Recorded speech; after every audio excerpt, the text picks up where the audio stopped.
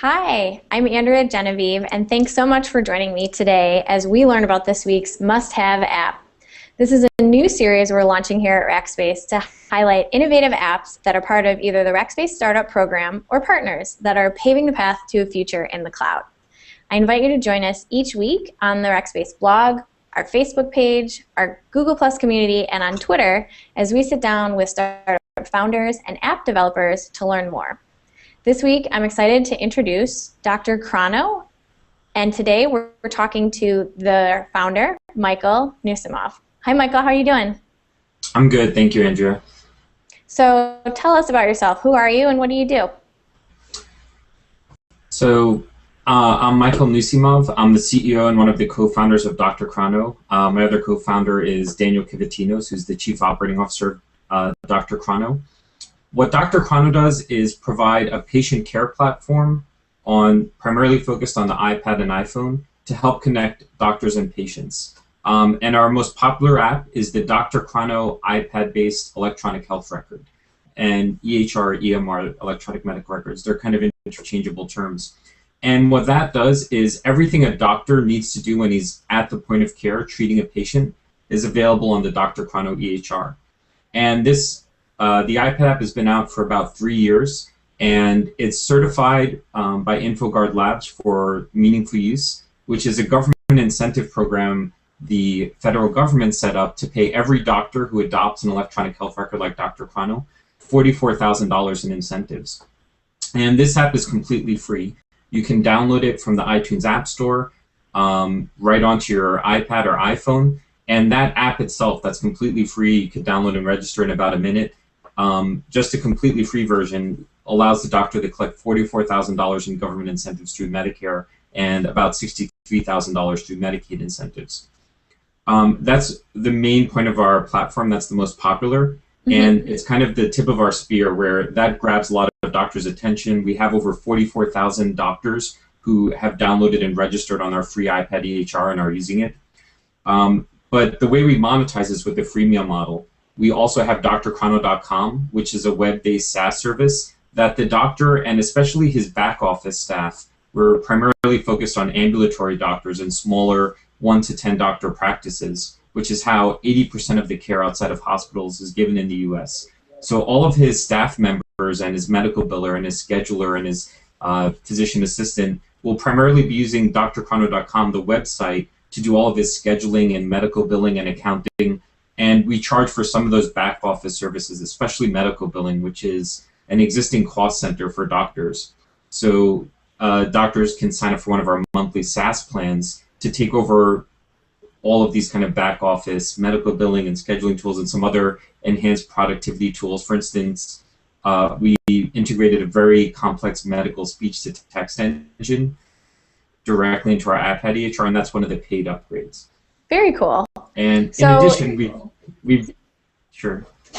No, go ahead. I was going to say we just launched On Patient, which is a bunch of tools for patients, and I think we're kind of a two-stage rocket at Dr. Chrono. The first stage is to build really good apps for doctors and get them using this platform, and the second stage is we're launching a lot of great apps for patients. So we have onpatient.com, which is a patient portal, and it's also growing into a full-fledged personal health record for patients, where we have over 2 million patients under the care of doctors who are using our platform, so that those patients can go to onpatient.com or also download our OnPatient PHR iPhone app and interact with their doctor through that, and also start recording their own health data and sharing that data with other doctors. So I think that's kind of the second stage of the company that we're going into, where, you know, in order to really engage people with their health, we're trying to connect them with their doctors, and that's a really good starting point to get patients engaged. Definitely, and this is really a growing space right now. So can you tell us the story of how this business started? What's your background? Do you have a background in health and medicine? No, I actually don't. So me and my co-founder, we've known each other for about 15 years. We went to college together at SUNY at Stony Brook University on Long Island, New York. So we've been good friends for a long time, and after school, we both went to go work in different positions as software developers and engineers. And about 4.5 years ago, my father became quite ill, and I was living nearby him in New York, and I took some time off work and was going to a lot of doctors' offices with him. And since then, he's doing a lot better. He's kind of retired down in Florida. Good. His health is a lot better.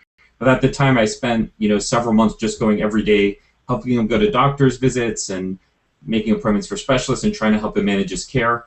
And when I went into the doctor's offices at the lower end, as I mentioned before, most healthcare outside of hospitals is given through smaller private physician practices. So these smaller Right. doctors, one or two doctors who've set up, in New York, it's kind of an archetype. They have a nice office on Park Avenue because the residents in those nice buildings don't want like grocery stores in their storefronts, so they have doctors' offices there.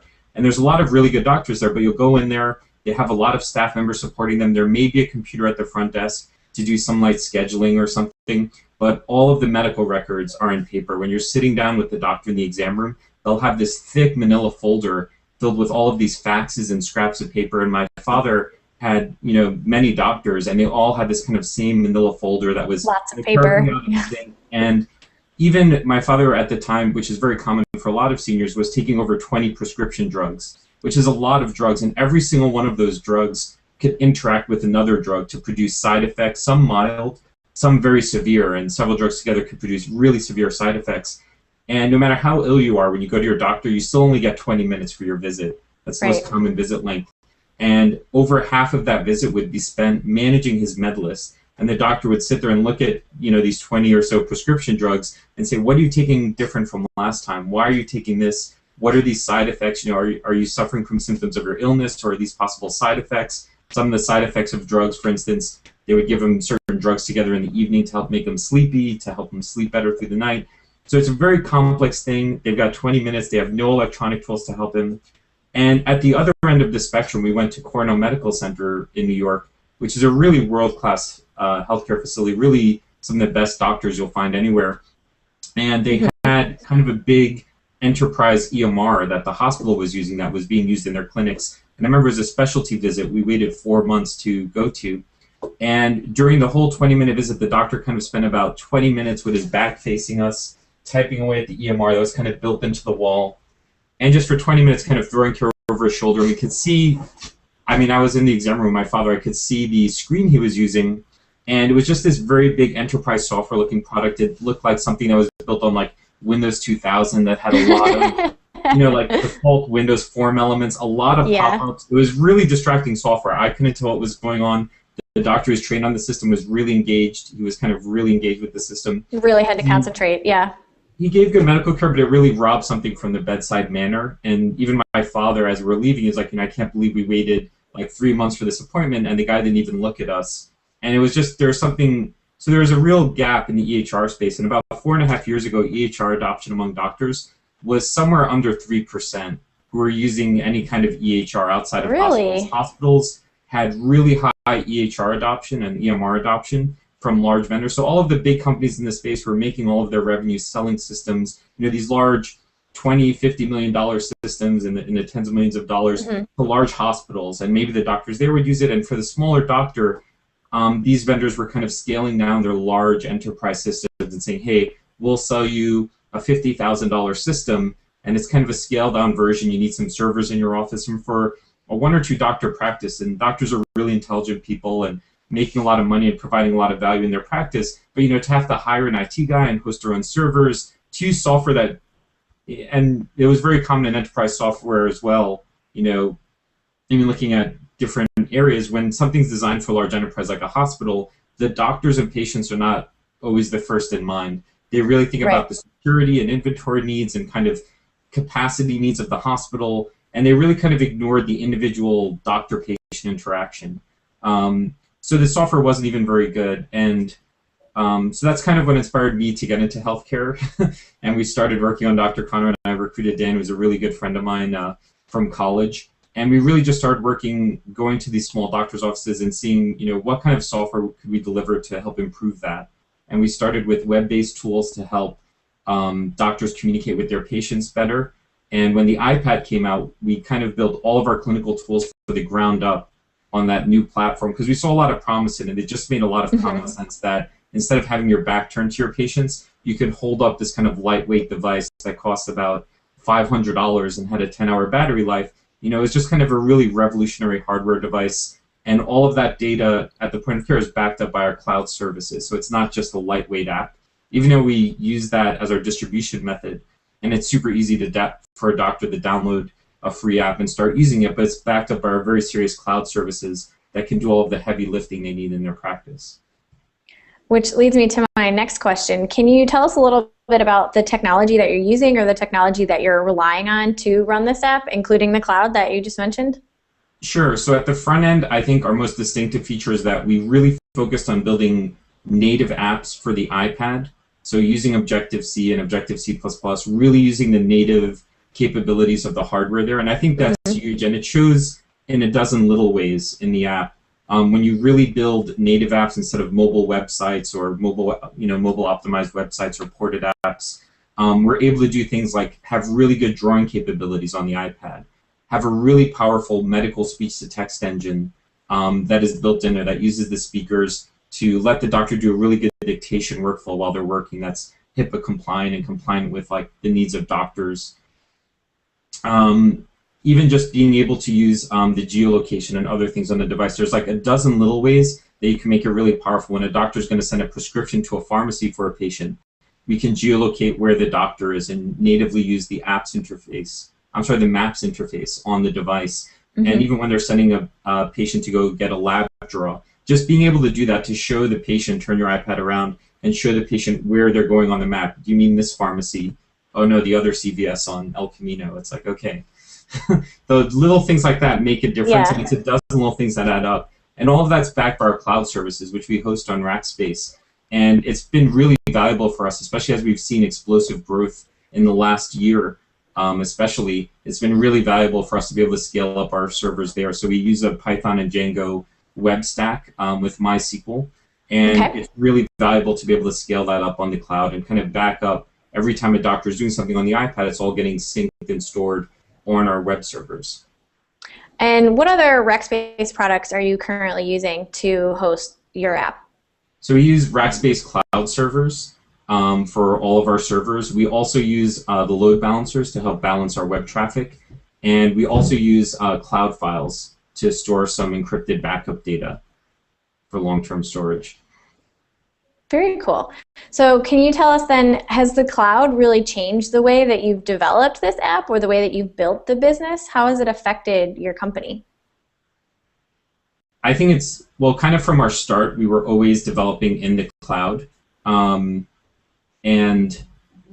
I think that's just to compare us to a lot of our competitors, I might have mentioned earlier that, you know, when a doctor was looking to adopt software for his practice, it was looking at a $100,000 upfront investment where they would have to go and buy their own servers and hire an IT person to come into their office, set up the servers, connect them to power, secure them, install software. So it was kind of a lot of work, and most doctors didn't bother. So I think being natively a cloud service, first it really helped us scale from like a bootstrap startup into a larger venture-backed company because we're able to add a few servers to start and really scale up. But it also just helps us pass on those cost savings to doctors. As I said, our EHR product is completely free, and we can do that because we don't have, you know, first to have the doctor host hardware, but it also just helps us scale up and have a very low incremental cost for new users. Right, you don't have the physical hardware that people have to worry about with that type of investment. So your app deals with data. Can you tell me how valuable is data to your app and how you're using data or even your consumer data or privacy issues? Because I'm sure that has to be a concern being in the health industry. Yeah, the data is incredibly important to our customers, and I see the role of drchrono is safeguarding that data for our customers. I mean, this is replacing, if you've ever gone into a small private practice or any doctor's office or even hospitals, it's kind of more visible in private practices. They have giant record rooms. Even hospitals that have EHR systems or EMR systems, they have these giant record rooms that are probably more hidden away in vaults there with just thousands and thousands of manila folders. And in a small doctor's office, you really notice it. Just all their files are just sitting there, you know, maybe in a locked cabinet. It usually takes up a whole room. So all of that data we're letting doctors digitize all of that and just store completely in our services. So it's incredibly important for the doctors. That's, you know, all of their patients that they're caring for, that's all of their healthcare data. And they want to make sure it's stored and backed up so they'll always have access to it and it's never lost so they could treat their patients. And also it's critically important that we secure that data and keep it safe from, you know, hackers or any malicious intent, you know, people's health records. A good anecdote I could give you is, if someone saw your bank balance today or when you were 20 years old, they wouldn't care if you only had $1,000 in the bank. 10 years later, you could be a millionaire. You could be really successful. But, if at the age of 20 years old you're diagnosed with a congenital heart defect, that will probably follow you around the rest of your life. It really matters 10, 20 years later. So the privacy of that information is more important than anything else. That's the kind of private healthcare data that you really don't want getting out there. That could really, haunt someone and be used against them. And your health data kind of follows you around forever, even more so than financial data. So it's really critically important. And I would, give a good call to Rackspace for using their cloud services because of all the security audits they do in their data center. It helps us maintain our HIPAA compliance and all of our security compliance that we need to maintain for our customers dealing with very sensitive health data. And the support staff has always been really great helping us with our security concerns and security audits. So yeah, data is definitely of vital importance for both storing it for our customers and also safeguarding it.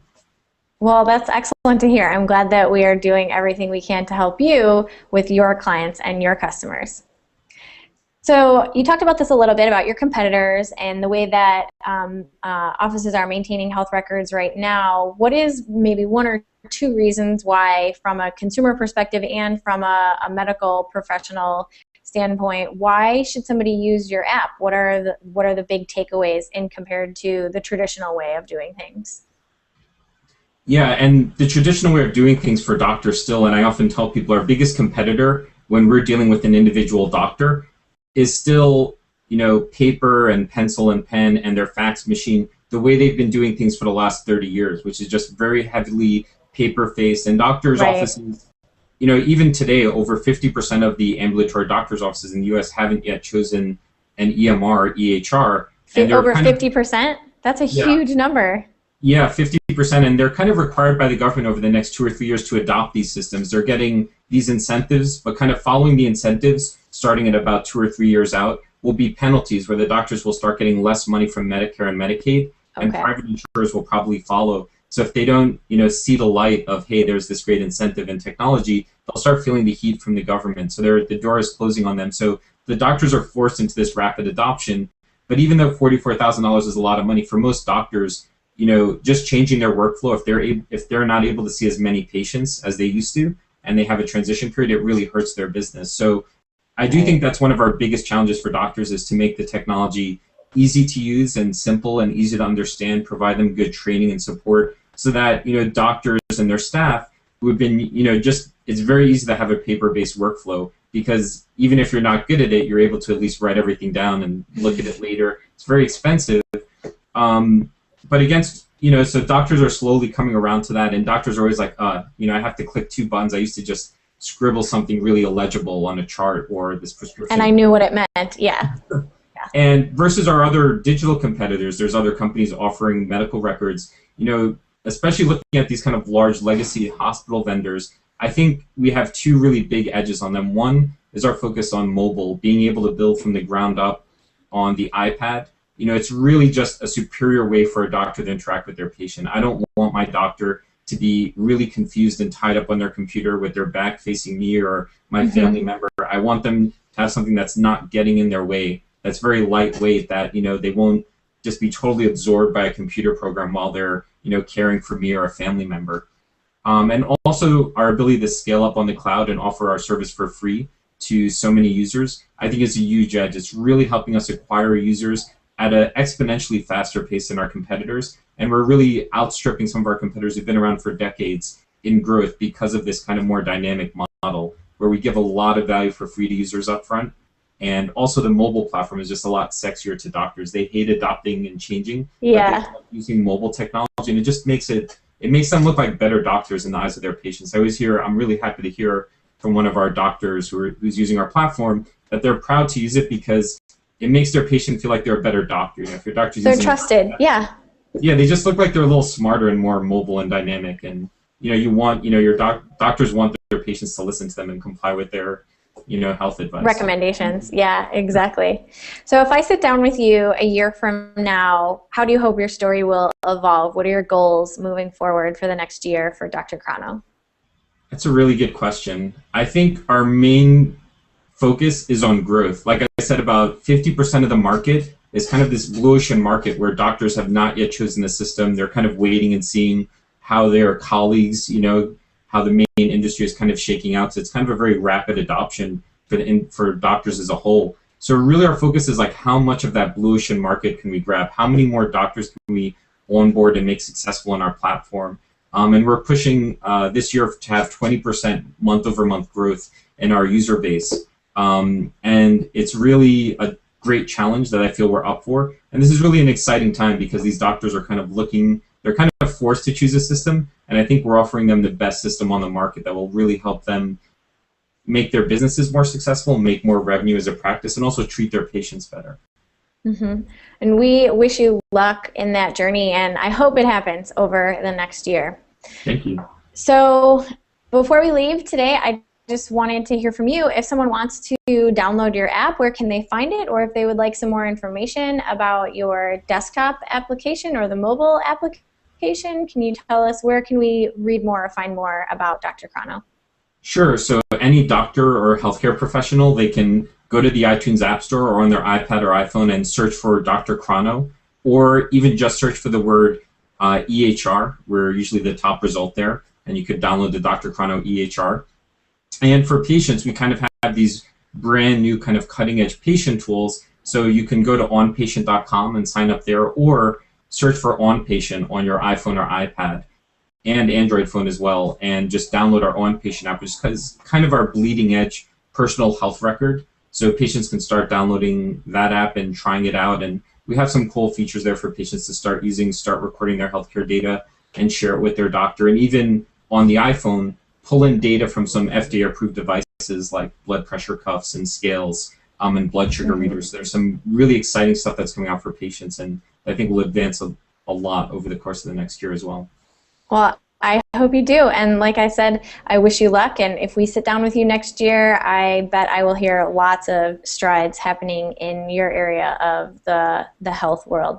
So thank you so much, Michael. I appreciate it. And we thank you for joining us today.